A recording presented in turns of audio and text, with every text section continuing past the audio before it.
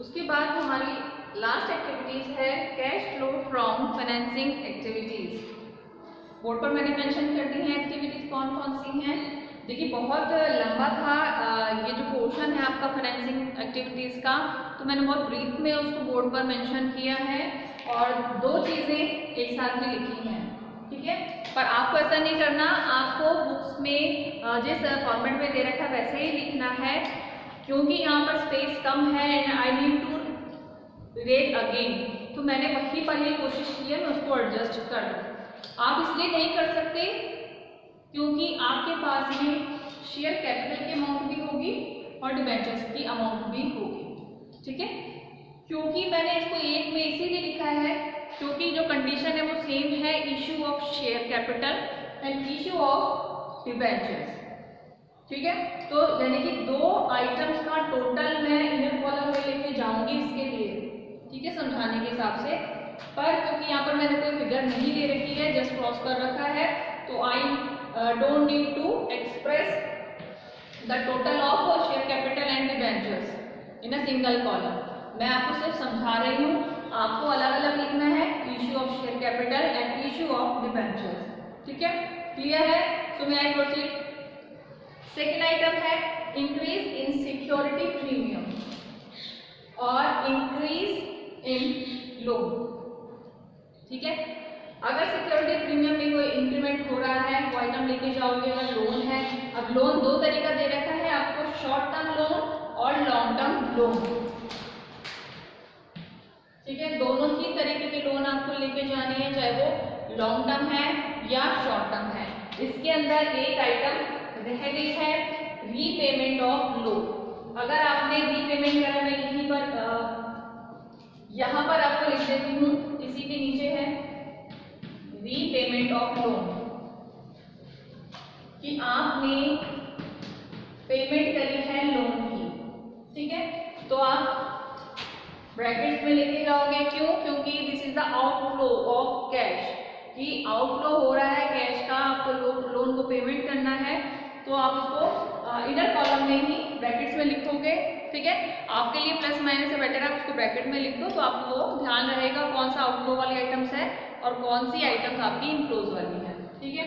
फिर उसके बाद आता है redemption of preference share capital, इसी तरह रिडम्पशन ऑफ डिबेंचर्स। अब क्योंकि इशू किया है आपने शेयर कैपिटल को और डिबेंचर्स को, फिर दूसरी तरफ आपको उनको रिडीम भी करना पड़ेगा, redemption of preference share capital. अब यहाँ पर शेयर कैपिटल है जबकि यहाँ पर वो प्रेफरेंस शेयर कैपिटल है। अब आप अच्छी तरह जानते हो कि जो शेयर कैपिटल है उसमें दोनों तरह की शेयर कैपिटल रहती है, इक्विटी भी और प्रेफरेंस भी, ठीक है। तो इक्विटी शेयर होल्डर जो रहते हैं वो तो लॉन्ग रन के लिए पैसा इन्वेस्ट करते हैं, क्योंकि मैं तो यही कहना चाहूँगी they are the owner of the company, कि वो एक तरह के ओनर हैं क्योंकि वो खुद का पैसा लगा रहे हैं and they are not interested to dividend for dividend. वो इंटरेस्टेड भी नहीं है कि उनको डिविडेंड मिले या नहीं मिले, वो चाहते हैं कि उनके पैसे से वो कंपनी जो वो स्टार्ट कर सके, और उनका एक तरीके से नाम होता है क्योंकि जो कंपनी है, कंपनी को उसके नाम से, उसके जो ओनर हैं उनके नाम से ही जाना जाता है। तो इसीलिए रिडेम्पशन की है प्रेफरेंस शेयर होल्डर्स के लिए की, क्योंकि उन्होंने पैसा लगाया है किस पर्पज से, कि उनको डिविडेंड रिसीव होगा। अब डिविडेंड भी उन्होंने पे कर दिया तो अब उनके जो शेयर कैपिटल का पार्ट है उनको रिडीम करना पड़ेगा। तो redemption of preference share capital, और इसी तरह डिबेंचर्स, क्योंकि हमने पैसा लिया है, ठीक है ना, डिबेंचर इशू करे संस्था ने, उसके बदले उसने पैसा लिया है, अब उस पैसा है उसको चुकाना पड़ेगा, तो उसको डिबेंचर्स को रिडीम करना पड़ेगा, ठीक है। फिर उसके बाद है buy back of equity share capital. अब buy back of equity share capital की अपने जो वापस है संस्था क्या करती है, अपने शेयर्स को वापस वो खरीद लेती है, बाय बैक कर लेती है, तो वो भी आप इसी में लेके जाओगे अपनी फाइनेंसिंग एक्टिविटीज में। अब यहाँ पे मैंने प्लस और माइनस लिखा है, दैट मीन्स इंक्रीज और डिक्रीज इन बैंक ओवरड्राफ्ट और कैश क्रेडिट। अगर इंक्रीज हो रहा है तो that means income for you means your company, कि आपकी कंपनी के लिए इनकम है, और अगर डिक्रीज हो रहा है दैट मीन्स आपको वही कैश का आउटफ्लो है, वो आपके लिए एक तरह का खर्चा हो गया है। ठीक है, इन बैंक ओवरड्राफ्ट और कैश क्रेडिट दोनों ही है इंक्रीज और डिक्रीज। फिर उसके बाद में है एडिशनल कैपिटल। ये सारे के सारे आपको एक तरीके से वर्टिकली लिखने हैं आइटम्स। ठीक है, आपकी चाहे वो एडिशनल कैपिटल है, ड्राइंग्स है, इंटरेस्ट है, डिविडेंड है, डिविडेंड और इंटरनल डिविडेंड अगर आपने पे किया है तो वो लिखो। ठीक है, मैंने आप इसको वर्टिकल, आपको इस चीज को हॉरिजॉन्टली लिख दिया है, आपको वर्टिकली लिखना है और इन सब की आइटम्स आपको अलग अलग इनर कॉलम में लेके जाना है। ठीक है, क्लियर? तो यहाँ पर आप लेके चले जाओगे इन आइटम्स को। फिर उसके बाद क्या बचा है आपका net cash flow from financing activities. As you know that the see kind of activity, और आप इसको आउटर कॉलम में लेके चले जाओ। ठीक है, अब इसके अंदर एक चीज जब मैंने आपको मीनिंग और डेफिनेशन बताई थी, तो मैंने आपको एक चीज बताई थी कैश एंड कैश इक्विवेलेंट। ठीक है, do you remember that? Okay, कि cash and cash equivalent, cash के समतुल्य। अब हम कैश के इक्विवेलेंट किसको मान के चलते हैं? यहाँ पे मैं इरेज कर देती हूँ, थोड़ा सा आपको कैश इक्विवेलेंट का मैं बताती हूँ कि what is cash equivalent. Cash equivalent में किसको लेके जा सकते हैं हम? किसी को है पता? देखिए, कैश इक्विवेलेंट में हम डेप्रिसिएशन को लेके जाते हैं। ठीक है, डेप्रिसिएशन को कैसे लेके जाएंगे?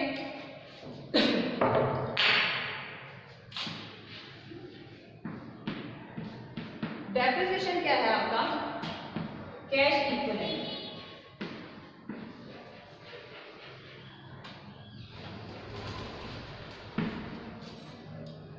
कैश के समतुल्य है। क्यों? क्योंकि जब हम डेप्रिसिएशन की जो एडजस्टमेंट करते हैं, हम उतनी अमाउंट एज अ रिजर्व रख लेते हैं कि एक मशीन पर जो डेप्रिसिएशन है वो उतना हर साल चार्ज किया जाता है, उतना साल अपने जो संस्था है उसको डेप्रिसिएशन के एक एज अ रिजर्व रखना पड़ता है।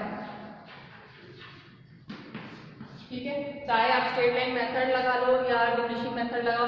आपने देखा ना, हमेशा सपोज 50,000 की मशीनरी है और आपने 5,000 का हर साल का डेप्रिसिएशन कैलकुलेट कर लिया है, तो जब तक करोगे आप, जैसा वो मशीन का जीवन काल जो है वो 10 साल के लिए है, 10 ईयर्स के लिए है, तो क्या करते हो आप कि हर साल 5,000 5,000 5,000 10 बार कर, यानी कि 10 टाइम्स यू हैव टू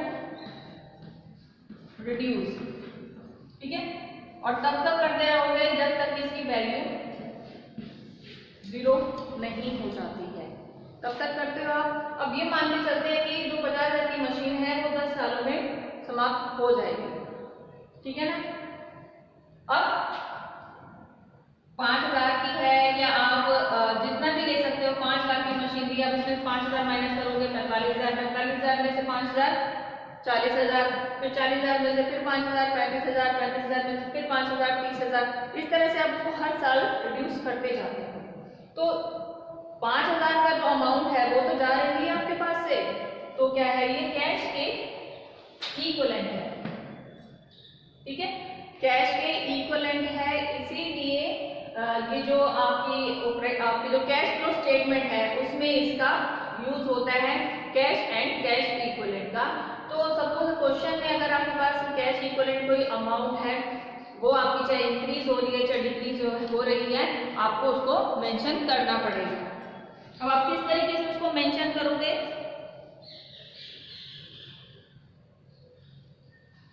ये जो आपकी अमाउंट हो जाएगी, इसको आप नेट इंक्रीज और डिक्रीज इन कैश इक्विवेलेंट कर दोगे।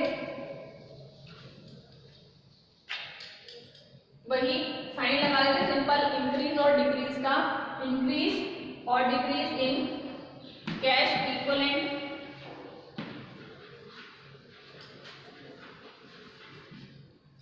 ठीक है, ये आपका आउटर कॉलम में चला जाएगा, क्योंकि अब आपका क्वेश्चन समाप्ति होने जा रहा है। आउटर कॉलम में लेके जाओगे आप इसको, यहाँ लिखोगे, यहाँ पर जो आपका आया है इससे आगे भी लेके जाओगे यहाँ पर। फिर आपको क्या करना है अपना आउटर कॉलम में ले जाने के बाद में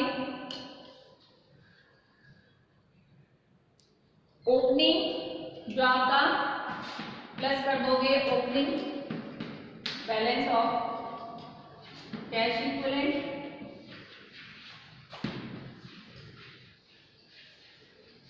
और यहां पर क्या कर दोगे आप लेस कर दोगे closing balance of cash equivalent. अब ये जो मैंने लिखा है प्लस ये जो आप लिखोगे वो कहां पे लिखोगे कि जो आपकी जो ए बी एंड सी को जब आपने कैलकुलेट करा है, ठीक है ना, ये वो आइटम है जो आप आउटर कॉलम में लेके गए हो कि इंक्रीज हो रहा है और डिक्रीज हुआ है, आपको कैलकुलेशन करके पता लग जाएगा। यहाँ पर ए बी सी या ऑपरेटिंग फाइनेंसिंग और इन्वेस्टिंग एक्टिविटीज नहीं लिखी है, तो यहाँ पर इंक्रीज या decrease in cash and cash equivalent के नाम से ही लिखा जाएगा जो आपका कैश फ्लो स्टेटमेंट में दिया गया है। यहाँ पर opening balance of cash equivalent अगर कोई क्वेश्चन में गिवन है, और यहाँ पर closing balance of cash equivalent अगर क्वेश्चन में गिवन है तो आप उसको मेंशन कर दोगे क्वेश्चन में, ठीक है। और ये सारी की सारी आपको जो आइटम्स हैं, अब इसको कोई इनर कॉलम में नहीं लेके जा रहे हो, क्यों नहीं लेके जा रहे हो, क्योंकि इनर कॉलम में वही एक्टिविटीज लेके गए हैं जो कि आपकी ऑपरेशन से संबंधित है, फाइनेंस से संबंधित है और आपके इन्वेस्टमेंट से संबंधित है। तो from my side it's over now the statement of cash flow, ठीक है। ये आपका पूरा फॉर्मेट था जिसमें मैंने तीनों एक्टिविटीज आपको कंप्लीट करवा दी है, ठीक है। Thank you so much.